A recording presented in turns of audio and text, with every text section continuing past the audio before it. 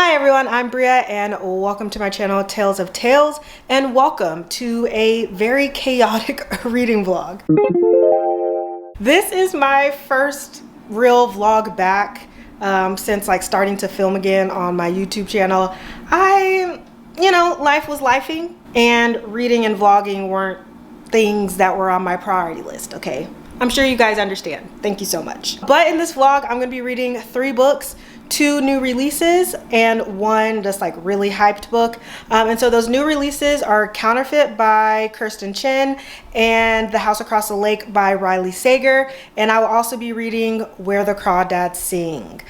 So stay tuned. We are in for a ride on this vlog. We're doing a lot, but I think you guys will be entertained. So keep watching and let's read some books. Okay, so it has been a few days. I was out having a little fun in Austin. My friend was celebrating her 29th birthday and she did this like really over-the-top Bridgerton party. But listen, I loved every over-the-top moment, okay? There was tea and there was little like tea sandwiches and little like cakes and scones, and it was amazing. And we went to this beautiful winery to do this. On the way to Austin, I obviously couldn't read physically because I was driving, and I really wanted something that was shorter, easy for me to kind of like grasp, nothing too sci-fi, nothing too complicated. And you know, a good like contemporary always does that for me. But I decided to read Counterfeit by Kirsten Chen, I think. Kirsten. I can read, I promise. Essentially, it's about these 2 women who are making a whole bunch of money from selling counterfeit designer bags. Yeah, so I'm really enjoying the book so far. It's kind of shaping up to be like a 3.5, 4-star book right now. It's not anything like mind-blowing to me, but it's definitely enjoyable. I'm enjoying kind of the dynamic between the 2 women that are kind of involved in this like counterfeit scheme. I'm also intrigued by our main character, who's a mother and is dealing with like her husband having to work a lot of hours to support their family, and just kind of like the issues that they're having within their marriage that's kind of leading our main character to be at a loss of where she's at in life. And I'm almost 50% of the way done with it.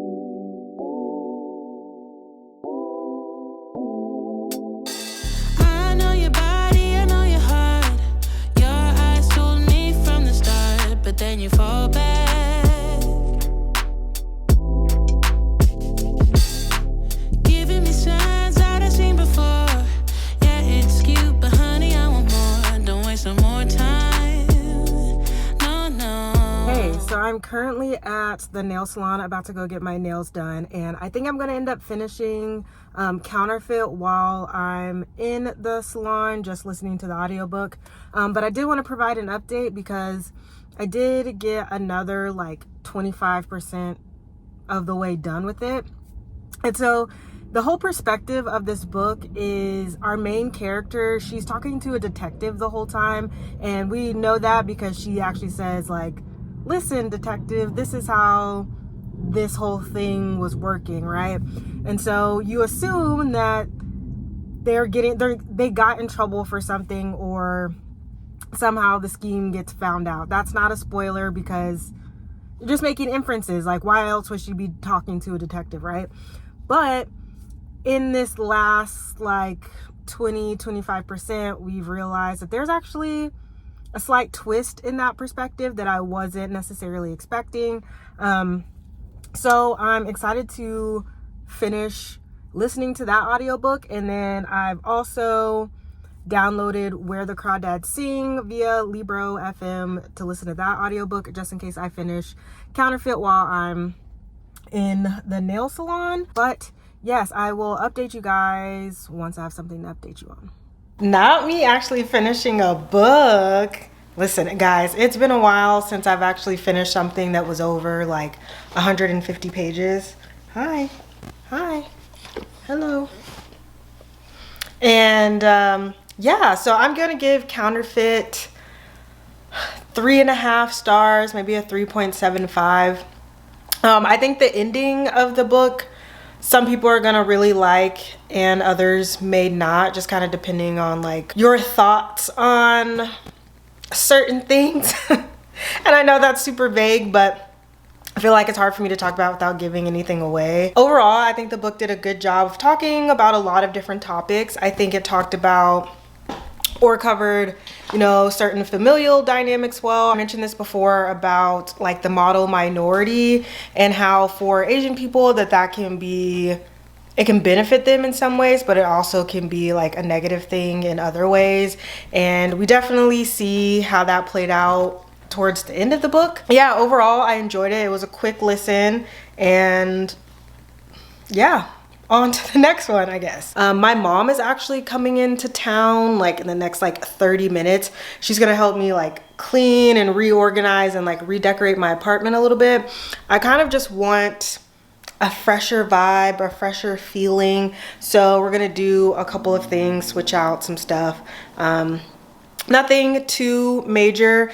Right now, my current apartment is kind of messy, but but it kind of has this like warm toned type of like feeling with like the woods and like the greenery and like all the browns and stuff like that. So I think what's gonna happen, we're gonna end up doing like a wood slatted wall kind of right here, just to try to separate like my work area from like my living area and like my kitchen area. And so I think I'm gonna take down this greenery and move this outside. I'm gonna keep the sign there.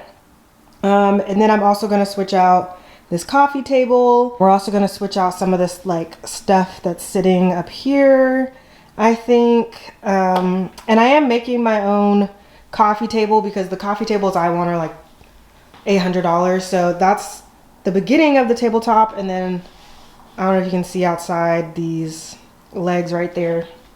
So I'll let you guys know how that goes. Overall, I'm going for like the Japandi type of vibe, which is like really in right now. And I have a lot of colors and wood tones and stuff that can already like kind of play into that. So I'll make sure to take you guys on the ride for that too. I'm excited to see my mom, even though I just saw her last week. You know, she's retired now, which means like she can just come see me whenever she wants. And I love that for the both of us. There's no use playing hard to get. I figured you out, but you don't know it yet. So take off your mask. Yeah. Love is just around the corner, babe. To do what we want, I wanna get in shape with you all night. All night. Imagine us there. Imagine us there. Imagine us there. All night. There's something that I need from you. Don't act like you don't have a clue. You don't have to wait. Welcome to this weird lighting on my face. I am about 30% of the way done with Where the Crawdads Sings by Delia Owens, and I'm gonna be real freaking frank with y'all. I do not understand the hype of this book. And even trying to summarize it, like all I can tell you is that it's about a little girl. She is not like an orphan because technically like she still lives with her dad, but her dad's abusive and her mom left and essentially all of her siblings left, so she's left to fend for herself. We're following her as she's like trying to figure out like how to cook for herself and how to like make money. She's also like doesn't go to school, so we're also kind of following her as she's like trying to read and just like interact with people in general, you know, because even when you go to school you like learn how to socialize and like talk to people, and because she's kind of just secluded in this marsh, she doesn't really have those skills. So that's one timeline. We're also following another timeline in the future-ish, and when I say future, relative to when we're following the little girl, which I think is in like the 1930s 30s or 40s, I can't remember, and the future timeline is in like the 1960s, I think. Okay, and so in the 1960s timeline, these kids find this dead body, and it turns out to be a guy that's really popular in town. He was like the star quarterback, he has a hot wife, whatever, and so they're just trying to figure out how and why he died, and that's as far as I've gone.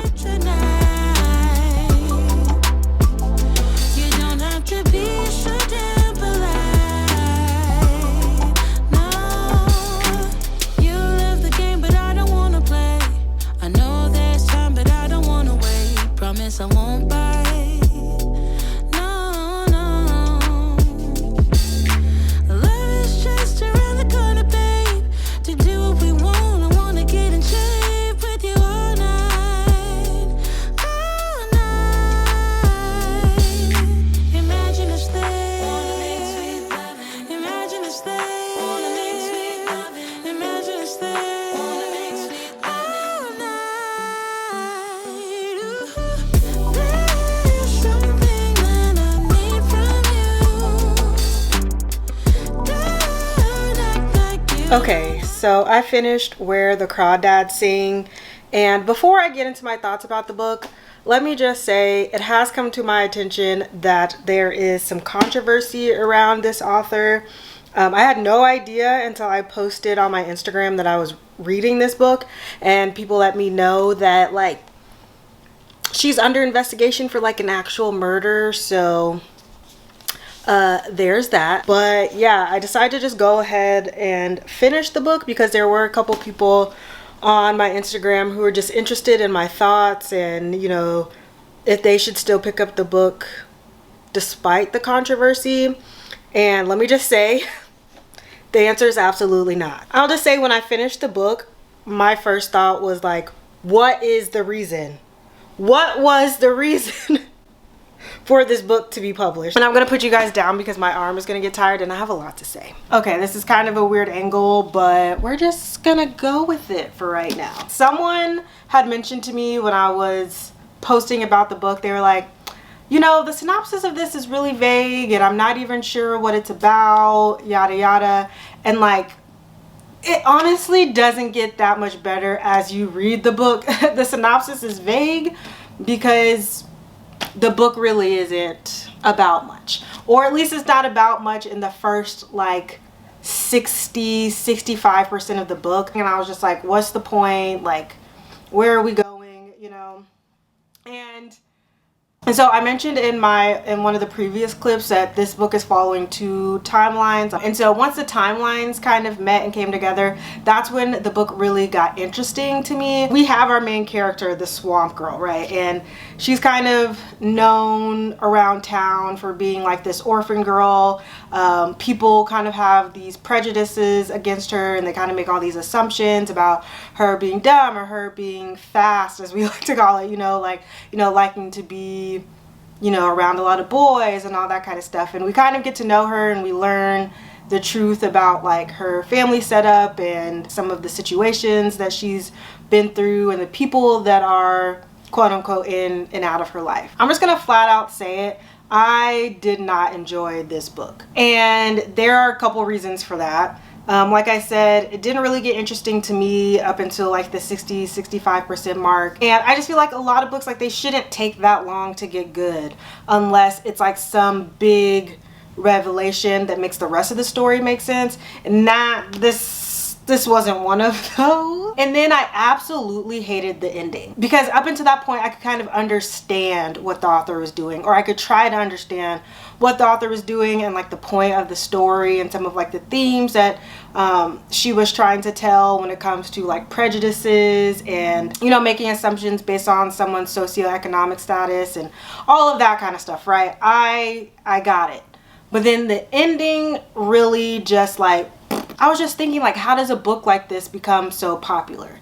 And I feel like I'm about to ruffle some feathers, but don't come to tussle with me, all right? And my thighs are getting sweaty, so we're gonna go back to up here somewhere. So I feel like books like this become popular when people who don't necessarily read often or frequently and they pick up books like this, it's mind-blowing to them, right? Or it's something that they've never read before. And when I say people who don't read a lot, I promise I don't mean that in like a condescending or negative way. It's just that I think if you're exposed to more books and more themes and different types of characters, then this type of story isn't going to necessarily be something I think that would be so revolutionary. Overall, I can understand the mass appeal of the book. Do I think that it's worth the hype? Absolutely not. Am I upset that I read this book? Absolutely. The whole point of me even trying to read that book was so that I could watch the movie, right? And I kind of know what was going on. But now I literally have zero interest in watching the movie. And especially now that I know that the author is just like problematic in general, like I said, with the murder, but then also just go and read some articles. And that's enough on that.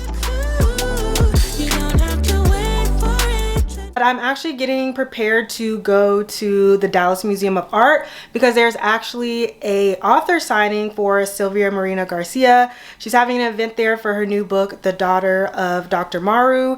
And I've actually never read anything by Silvia Moreno-Garcia, but I've heard so many good things. People always talk about Mexican Gothic. So I figured this would just be the perfect opportunity to kind of take you guys along. But I actually have read a little bit, so where am I going? I don't know. So I actually did read a bit of the Riley Sager book, The House Across the Lake, and I'm only about 10% in. And the beginning was really interesting. Like, Riley really just opened it up with a bang. I'm super intrigued. I would say not too much has happened, but a lot has happened. But I will give some more thoughts about the book and just a little bit more about what it's about once I get back from the author signing. So let's get to it.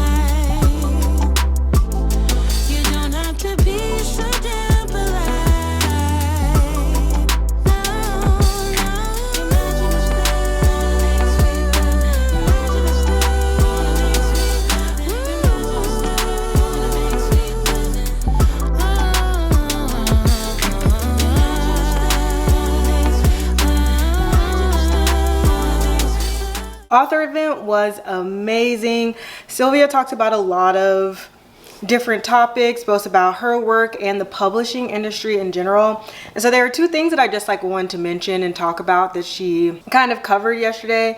And one of the things was how in the publishing industry, how there are these big breakout writers, and then there's these kind of mid-tier writers.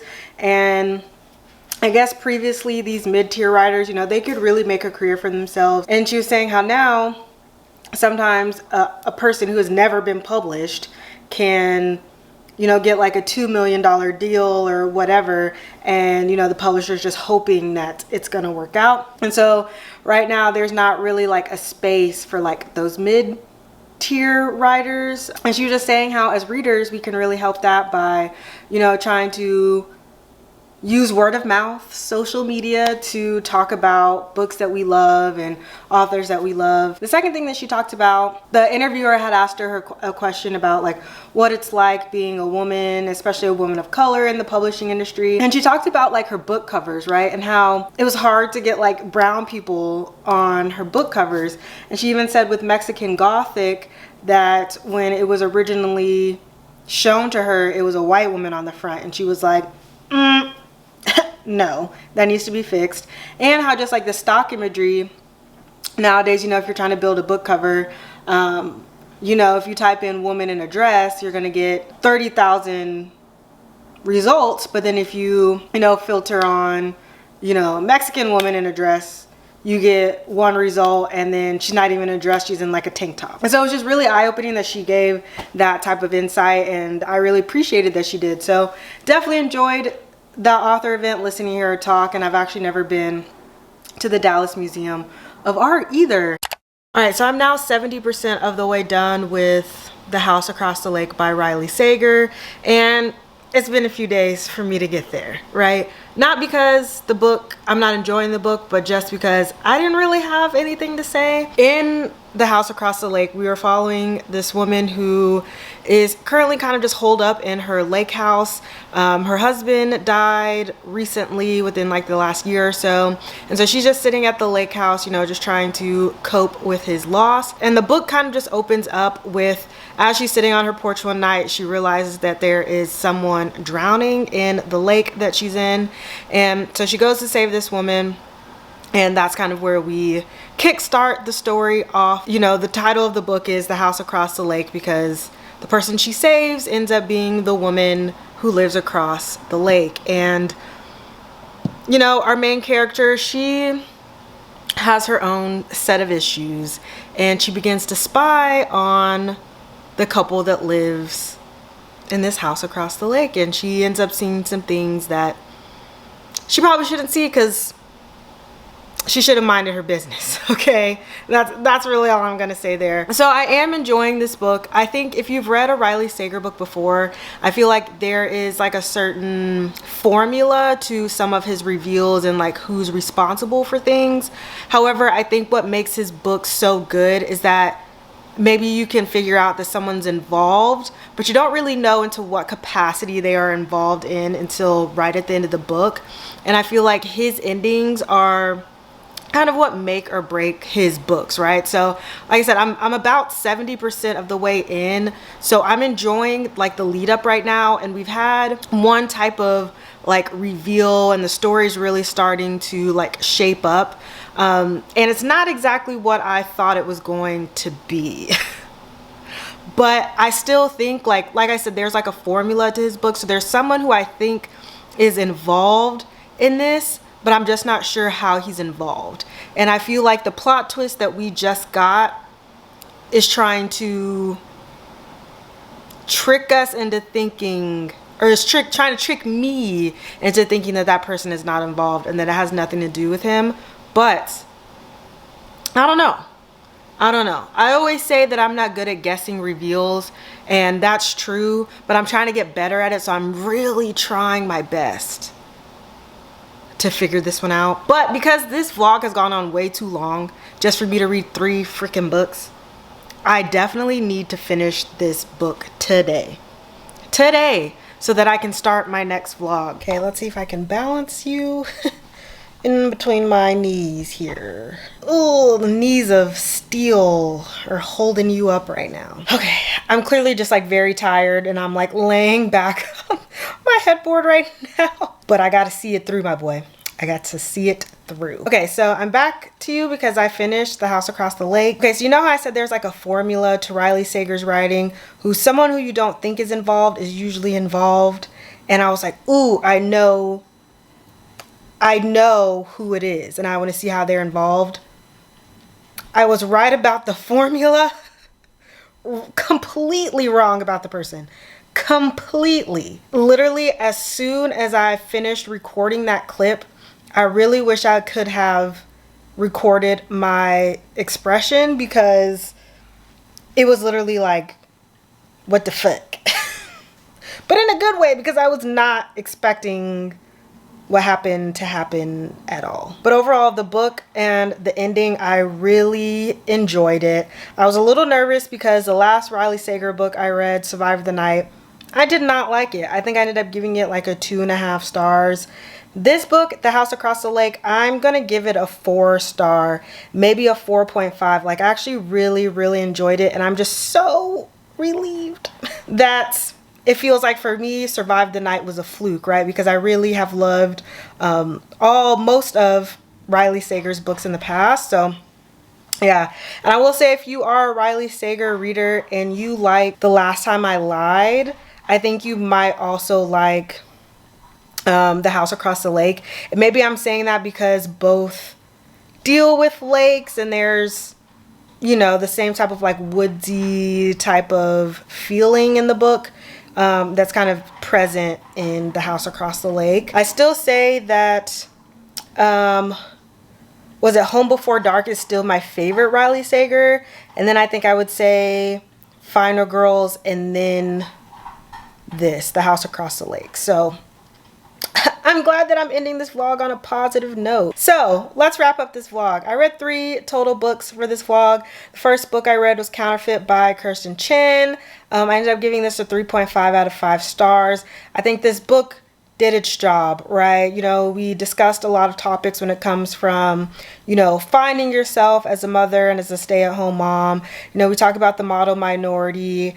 You know, we talk about just like finding your place and, you know, finding things that are fulfilling. Like I said previously, the ending is going to be hit or miss for people. And for me, it was just a book that just like kind of like sat in the middle. And I'm going to be honest, I just like don't know if this would be the first book out of my mouth to like recommend to people unless they were looking for something really specific. The second book I read was Where the Crawdads Sing. And I'm not going to talk too much more about it, you know.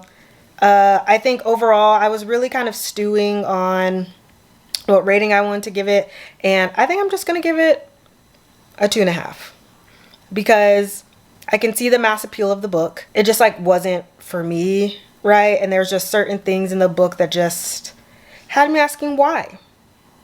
Like, what was the point? The House Across the Lake, I'm glad we ended on a high note. 4.5 stars. So that's it. I hope you guys enjoyed my first like vlog back because it was a struggle. And this vlog went on a lot longer than it should have. And so instead of procrastinating now, I'm going to start editing this one or finish editing this vlog. And then I'm going to start my next book because I'm already behind. You are my absolute favorite if you made it to the end of this video. Let me know what you're currently reading and if you've read any of these books that I've read in this vlog and how you felt about them. And as always, I will see you guys in the next one. Bye.